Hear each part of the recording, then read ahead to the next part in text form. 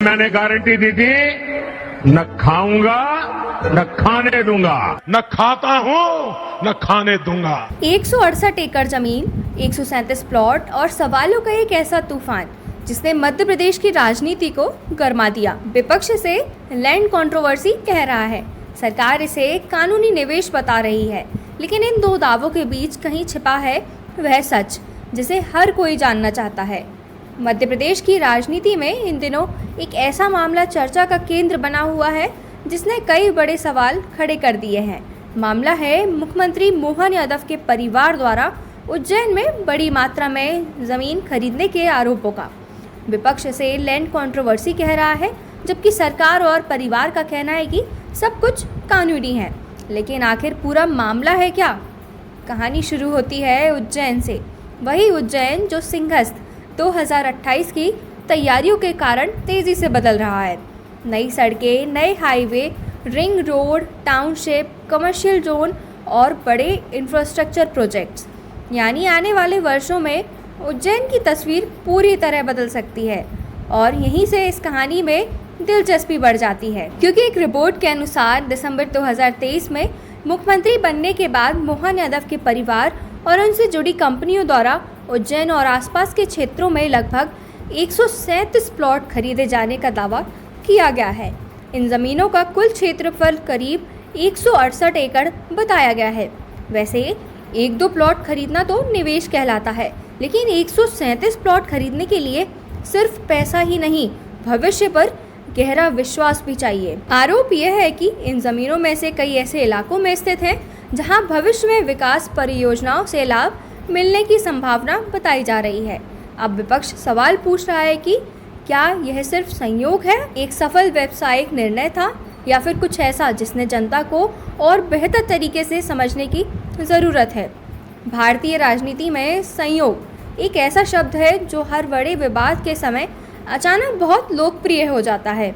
विपक्ष का तर्क है कि यदि किसी क्षेत्र में भविष्य में सड़कें, कॉरिडोर, टाउनशिप और अन्य विकास परियोजनाएं आने वाली हों, तो वहां जमीन की कीमतों में भारी वृद्धि होना स्वाभाविक है। आम आदमी को अक्सर तब पता चलता है जब उसके मोहल्ले में सड़क बनने लगती है, लेकिन कुछ लोगों की दूरदृष्टि इतनी तेज होती है कि उन्हें सड़क शायद नक्शे पर बनने से पहले ही दिखाई जाती है। हालांकि कहानी का दूसरा पक्ष भी उतना ही महत्वपूर्ण है। मुख्यमंत्री के परिवार और समर्थकों का कहना है कि उनका रियल एस्टेट कारोबार कोई नया नहीं है। उनका कहना है कि ज़मीन खरीदना पूरी तरह कानूनी गतिविधि है और किसी भी नागरिक की तरह उन्हें भी निवेश करने का अधिकार है। और यह भी एक महत्वपूर्ण तथ्य है कि अभी तक किसी अदालत या जांच एजेंसी ने इन ज़मीन खरीदों को अवैध घोषित नहीं किया है। और यह भी सच है कि किसी व्यक्ति या उसके परिवार को सिर्फ इसलिए दोषी नहीं माना जा सकता क्योंकि वह सत्ता में है, वरना भारत में आधे बिजनेस तो चुनाव परिणाम आने से बंद हो ही जाएंगे। भारतीय राजनीति में ज़मीन से जुड़े विवाद कोई नई बात नहीं है। चाहे अतीत में राम मंदिर से जुड़ी ज़मीन खरीद को लेकर उठे सवाल हों या आज उज्जैन की ज़मीनों को लेकर ही हो रही बहस, हर बार चर्चा सिर्फ ज़मीन की नहीं होती, चर्चा होती है पारदर्शिता, नैतिकता और जनता के भरोसे की। यहीं पर यह मामला सिर्फ ज़मीन खरीदी का नहीं रह जाता, बल्कि हितों के टकराव यानी कॉन्फ्लिक्ट ऑफ इंटरेस्ट की बहस का विषय बन जाता है। क्या बड़े सार्वजनिक पदों पर बैठे लोगों के परिवारों के व्यावसायिक लेन देन की अधिक पारदर्शिता होनी चाहिए? क्या ऐसी स्थिति में स्वतंत्र जांच होनी चाहिए? क्या भविष्य में ऐसे मामलों के लिए स्पष्ट नियम बनाए जाने चाहिए? ये वे सवाल हैं जिनका जवाब सिर्फ एक राजनीतिक दल नहीं बल्कि पूरा लोकतंत्र तलाशता है।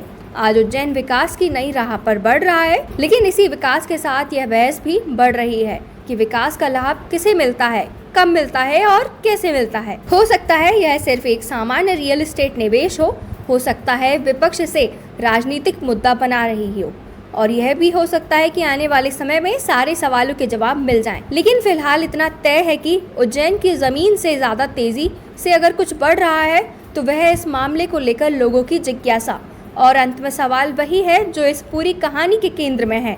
जब बात 168 एकड़ जमीन की हो तो जनता सिर्फ रजिस्ट्री नहीं देखती, टाइमिंग भी देखती है। अगर ये सब महज संयोग है तो भारतीय राजनीति में संयोग शायद सबसे मूल्यवान प्राकृतिक संसाधन बन चुका है। सवाल जमीन का नहीं, सवाल भरोसे का है। और लोकतंत्र में भरोसा जितना मजबूत होता है, सवाल भी उतने ही मजबूत होते हैं। लेकिन आखिर सच है क्या? एक दूरदर्शी निवेश, एक राजनीतिक आरोप या फिर एक ऐसी कहानी जिसके सारे जवाब अभी सामने आने बाकी है? फैसला आपके हाथों में है। कमेंट में हमें ज़रूर बताइए आप इस विषय पर क्या सोचते हैं और हमारे YouTube चैनल बटर ब्रेन्स को सब्सक्राइब करें। धन्यवाद।